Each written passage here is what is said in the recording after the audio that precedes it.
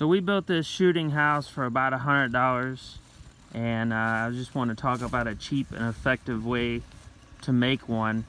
What I thought was interesting about this particular one is how we did the door latch, and also how we did the windows inside. So I'll show you the door latch. Basically what you do is you drill about a 1-inch hole with a spade bit and run a chain through it like a swing chain, and we put a staple in it just like that. And what that allows you to do is then put a screw out here and hold the door closed and latch it just like that. And then also on the inside we do it the same way. We have just a screw right there, and then you're able to lock it the same way from the other side. Screw there. And then we cut the corner off so you don't hurt yourself when it's dark. And then another thing I want to show you is on these windows, we use basically a piece of cedar siding, and we just ripped it down the length of it, did half and half.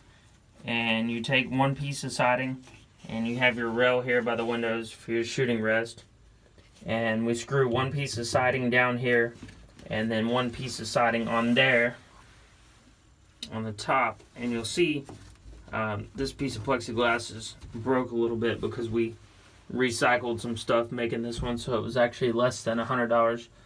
But anyway, basically essentially you screw it at the top, and that way the plexiglass is able to slide under the screws. You don't have to worry about it flipping up or flipping out, flipping in, whatever. It'll stay out of your way. And we do the same thing on the bottom. And you're actually able to slide the window open pretty easily and quietly. And so that's how we did the windows there.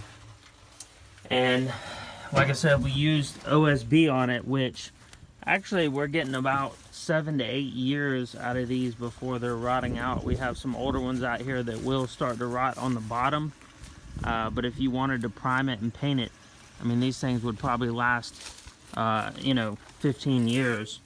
We do use treated boards on the ground for the frame, but as far as framing up the roof and everything, you can see there we reused some old boards that we had, just screwed them together. But for framing up the top and the sides, anything not touching the ground, you can actually just use yellow pine. We framed up the door with some 1x4s. Pretty simple build. It took us about, I want to say about 3 hours to build the whole thing, and like I said, just over $100. Nothing pretty, but it's pretty effective. Like I said, we've had some at least 5 or 6 years and they're still holding up. Anyway, I just want to get this on video. I thought how we did the door latches and also the windows with a sliding window was a pretty cheap and effective way to do it. Another alternative that I'd like to mention, if you overlap your tin roof and then you put some 4x4 skids. Of course, you would have to adjust your window height and make it a little bit lower than these if you were going to put it up on skids. But you could put it up on 4x4 skids, and then you wouldn't have to worry about the bottom on these rotting out. But like I mentioned, you put a little primer and paint on these.